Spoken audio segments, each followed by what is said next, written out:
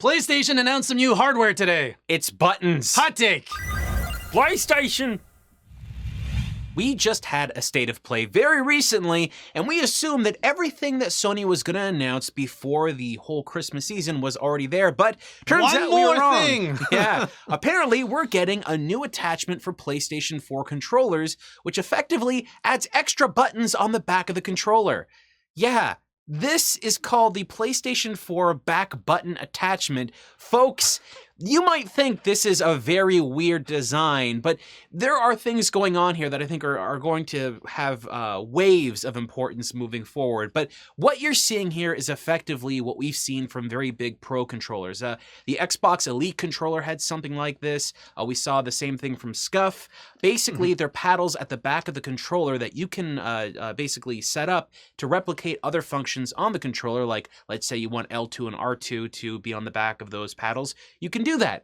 And that's what this thing is, and it's being sold for a pretty reasonable price. It is when you consider the competitors. Right now, the third-party controllers with that are geared towards the professional scene with those back buttons range from anywhere from about $150 to $200. When you consider buying a base a DualShock 4 controller with this back button attachment, you're about at the $100 price point. So it's the best value, but it's I don't know. It's weird. It doesn't look comfortable to me. It looks slick. Okay, for me, it looks comfortable, but there's a thing about this. Realistically, when you see those triggers on the back or paddles or buttons or whatever on the back of a controller, especially the Scuff designs, those Scuff design paddles are done in a very specific way to have an instant response. The Xbox Elite controller also has that thing. They're basically hair triggers. If you just touch them, they activate. And the reason you're supposed to use those is because they need to be set up in such a way where professional players can access them as fast as possible. Right. Now, this paddle has a couple of weird things to it. If you look at it again, you'll notice that it has a screen on the back. That's just not like a little like light up. That's an OLED screen, an actual organic light emitting diode screen on the back. You see those on expensive devices. Last time we saw it from Sony, we saw it on the PlayStation Vita. So it's kind of weird to see that on the back, but what gets me the most is that it's on the back of the controller, not on the front where you would actually make use of that information. So I'm not quite certain why it's designed that way, but I guess that's the way they went with it. My first thought when I saw that was, oh no, something else to drain the battery on this thing. Like the DualShock is notorious for being one of the controllers that dies the fastest because it has the big LED screen or whatever, the light thing at the top. I don't know what's causing these controllers to die fast, but the DualShock is always the first controller to die. So if this thing, we don't know if there's a built-in battery on this or if it's feeding off the DualShock battery pack. I really hope that's not the case because that just means these controllers are going to die that much faster when they are wireless. I have to imagine that it's pulling power directly from the controller. To put a battery in there at that cost would be a little bit crazy, and it would add cost to the device that I don't think people really need.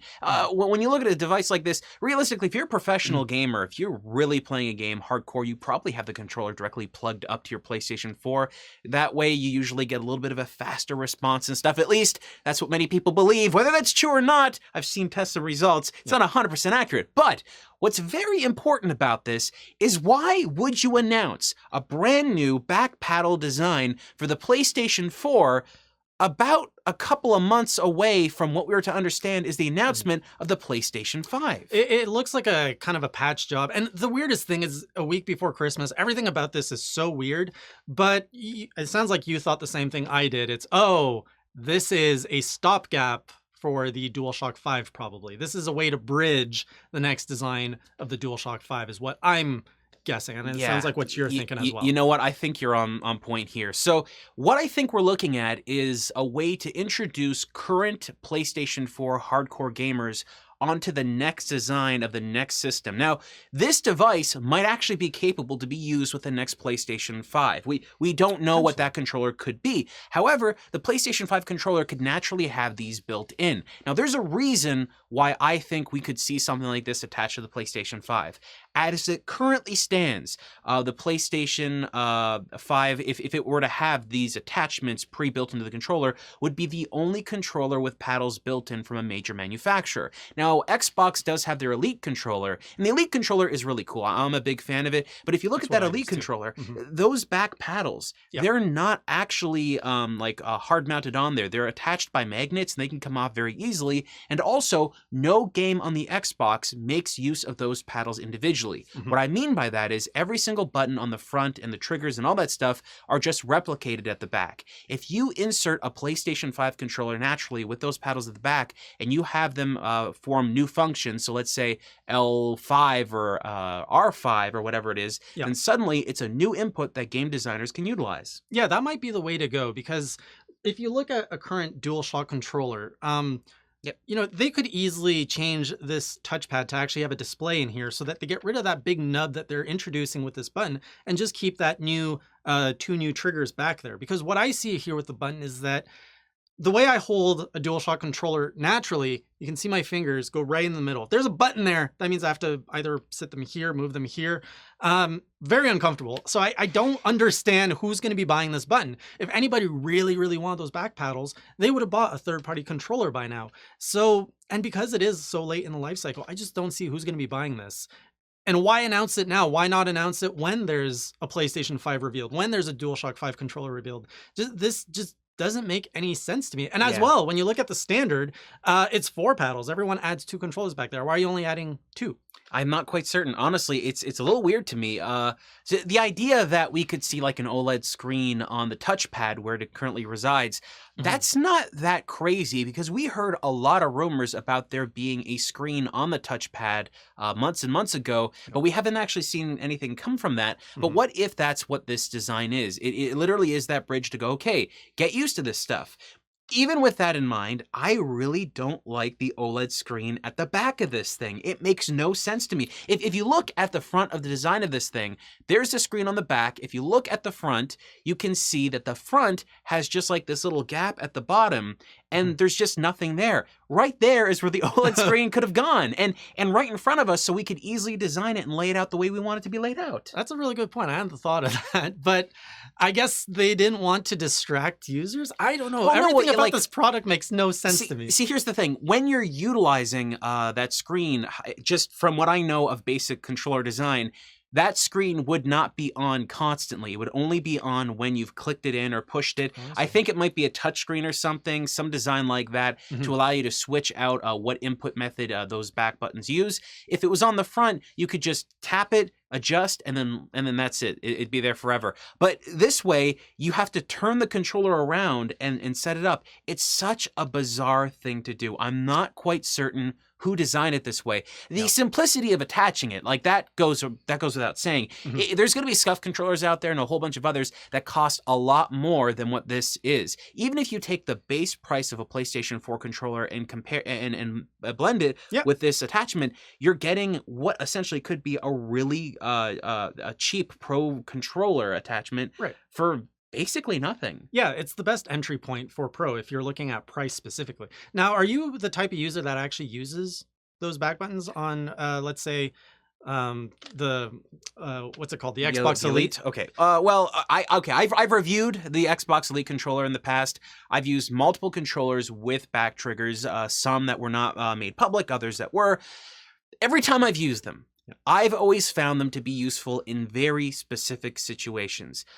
When you need a direct response to a gunshot in a game, when you need a direct response to zooming in on a scope, anything like that. The moment you're thinking about using those triggers for like gas pedals or anything like that on a car, it doesn't work because it's either on or off. It's an instant switch. So if it's a thing that I can quickly use a dash function or a reload or some kind of just throwing a weapon of some sort, that's when it's useful.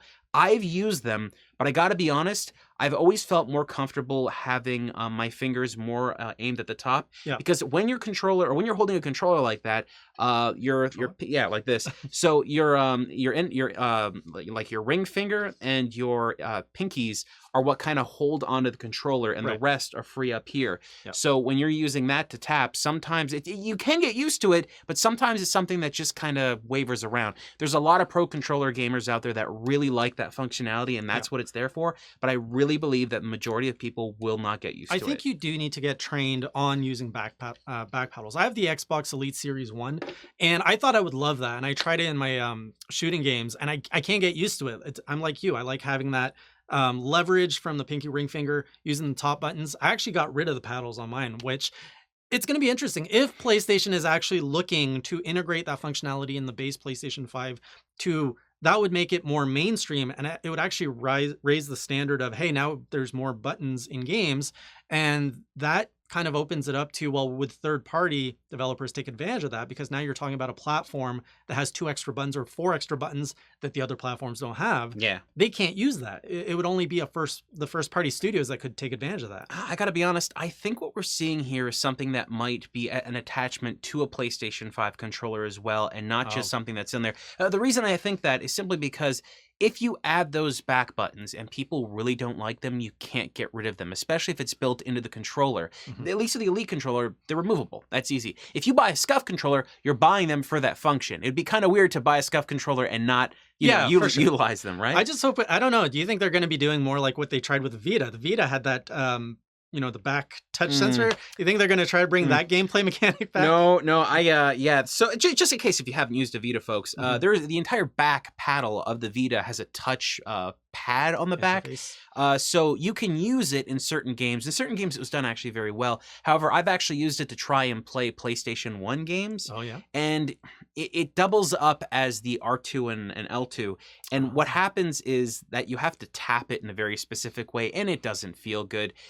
Like I said, this is something that pro gamers get used to. I don't think the majority of console gamers will ever get used to it. So if you see this and it looks really cool to you, I got to try it out. I got to see what it's like. I wonder how sensitive those buttons are. But if you think this is something that applies to you and you think that it's going to be something they include built into the PlayStation 5 controller, let us know why you think that. And for everybody else, do you think you'd use something like this on the current PlayStation 4 controller a couple of months before you find out what the PlayStation 5 controller looks like? Let us know.